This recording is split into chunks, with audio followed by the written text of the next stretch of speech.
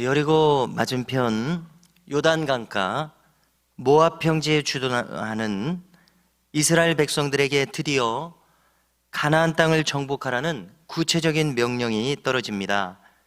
52절에서 그 구체적인 정복할 지침을 명령하시는 내용을 한번 들어보십시오. 첫째, 그 땅의 원주민을 너희 앞에서 다 몰아내라, 이렇게 말씀하십니다. 다 몰아내라, 모두를 진멸하라, 이런 뜻입니다. 하나님은 왜 이런 명령을 내리십니까? 그들의 목숨을 살려서 죽이지 말고 또 교류하고 교역을 하면서 함께 지내면 좋지 않습니까? 왜 그들을 진멸을 해야 합니까? 마치 그들은 있어서는 안 되는 사람들이 이 가나안 원주민으로 있는 것처럼 왜 진멸하라고 하십니까? 우리는 다시 한번 출애굽기 15장으로 가서, 창세기 15장으로 가서 아브라함에게 가나안 땅을 주시겠다고 처음으로 언약하셨을 때 하신 말씀을 떠올리게 됩니다. 뭐라고 하셨냐면요, 아모리 족속의 죄악이 아직 관영하지 아니하므로, 이렇게 말씀하셨습니다. 아모리 족속은 가나안 7족속의 대표적인 족속입니다. 가나안 족속 전부를 가리키는 것이죠. 자, 이 말씀에 답이 있습니다. 지금 이 가나안 땅 정복은 가나안에 살고 있는 원주민들의 그 관점에서 본다면은 그들은 심판을 받는 것이 바로 이 가나안 정복입니다. 왜냐하면 그들의 죄악이 드디어 관영하게 되었으므로, 소돔과 고모라를 심판하신 것처럼 또 노아의 홍수 심판으로 전 지면을 모두 쓸어서 심판하신 것처럼 이것은 하나님의 심판이기 때문에 진멸하라는 명령이 내려졌습니다. 그러면 그들이 얼마나 그릇되었기에 심판하신가? 그들은 우상 숭배로 점철된 민족들이었습니다. 이것은 그들이 달라지지 않는다는 것을 이야기합니다. 그래서 하나님의 심판이 불가피한 것을 알게 됩니다. 우리의 이 짧은 식견으로 어떻게 이것을 다 설명할 수가 있겠습니까? 다만 그들은 결국 우상 숭배로 점철하는 자들이기에 하나님의 심판은 피할 수 없습니다.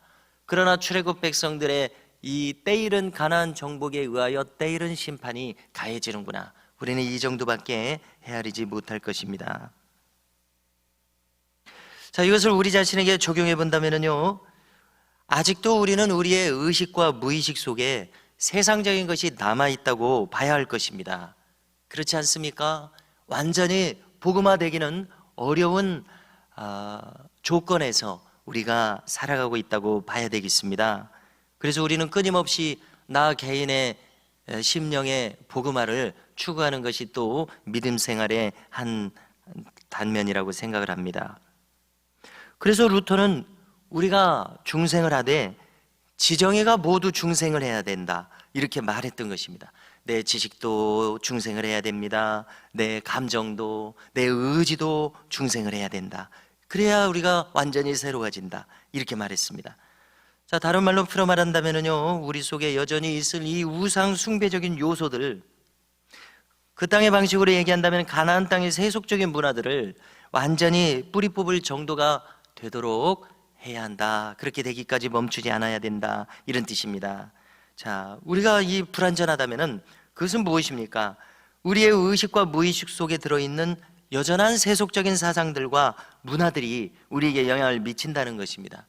예를 들어서 저녁에 텔레비전 드라마 하나를 본다고 하더라도 그 안에 있는 세속적인 그런 생각들이 나도 모르는 사이에 나에게 묻히게 된다는 것이죠. 그래서 이제 그 결과 끊임없이 우리의 생각과 말 속에서 나 스스로도 아직 알지 못하는 그런 교만한 마음과 말들, 생각들, 불신앙의 말들과 생각들이 나오게 된다는 것입니다. 자, 둘째로 뭐라고 이 가나안 정복 지침을 주시냐면요, 그 새긴 석상과 부어 만든 우상을 다 깨뜨리며 산당을 다 헐어라, 이야기하십니다. 이것은 마찬가지로 그 땅에 남아있는 모든 우상 숭배의 요소들을 다 없애라, 사람들만 진멸할 뿐만이 아니라 우상 숭배의 요소들도 다 없애라, 이런 명령이십니다. 참으로 중요한 명령입니다. 역시 우리에게 적용해 본다면 우리 자신의 생활 방식 속에서도 끊임없이 있을 수 있을 이 유무형의 우상 숭배적 요소들 다 진멸해야 됩니다. 자, 만약에 이 우상 숭배의 요소들을 모두 진멸하지 않으면 어떻게 되겠습니까? 그들을 또 살려두면 어떻게 되겠습니까? 이 결과를 55절에서 예견해서 말씀하십니다. 읽어드리면요, 너희가 만일 그 땅의 원주민을 너희 앞에서 몰아내지 아니하면 너희가 남겨둔 자들이 너희의 눈에 가시와 너희의 옆구리에 찌르는 것이 되어 너희가 거주하는 땅에서 너희를 괴롭게 할 것이요 나는 그들에게 행하기로 생각한 것을 너희에게 행하리라, 이렇게 말씀하십니다. 그렇습니다. 조금이라도 남아있는 이 우상 숭배적 요소들은 마침내 온 이스라엘을 멸망하게 만드는 악영향으로 작용할 것입니다. 그리고 놀랍게도 이것은 이스라엘의 왕조의 역사 속에서 그대로 이 우려대로 실현되었습니다. 왕조까지 가기 앞서서 사사시대에 무수하게 이 일이 반복되었습니다. 왜냐하면 가나안 정복 전쟁을 통해서 완전한 정복이 이루어지지는 못하였기 때문에 그렇습니다. 어떤 민족들은 그들이 이 협상책에 속아서 살려둔 민족들도 있고, 어떤 민족들은 힘에 붙여서 살려둔 민족들이 있고, 어떤 민족들은 마음이 약해서 진멸하지 못한 민족들이 있어서 이렇게 이 가나안 7 족속과 더불어서 결국은 살아가다 보니까 그들의 토속 신앙인 그 땅의 풍속과 이 기후에 맞춰진 우상이 바알신과 아세라신입니다. 풍요를 기원하던 그들의 신들, 그들의 신들을 받아들이는 이러한 비극이 있었던 것입니다. 그래서 이 역사 속에서 결국 이 우려대로 실현되었던 것을 우리가 알 수 있는데요, 역시 이것을 우리 자신에게 적용해 봅니다. 세상의 것들을 전부 뿌리 뽑는 것을 우리의 신앙의 목표로 삼아야 될 이유가 바로 여기 있습니다. 자, 우리가 경험하게 되리라고 예상되는 것은요, 나도 모르는 이 세속적인 요소들이 나에게 영향을 미쳐서 신앙의 우여곡절을 만들어내는 경우들이 있습니다. 부정적인 영향을 받는 경우들이 있습니다. 그러면 우리가 이제 그런 경험을 통해서 다시금 깨닫고 나를 깨끗하게 하는 그 사사기의 반복이 계속될 수가 있다는 것이죠. 그래서 점점 우리는 나의 안에 있는 하나님 나라에 속하지 않은 것들을 다 뿌리채 뽑아내는 이러한 신앙의 추구가 있어야 될 것입니다.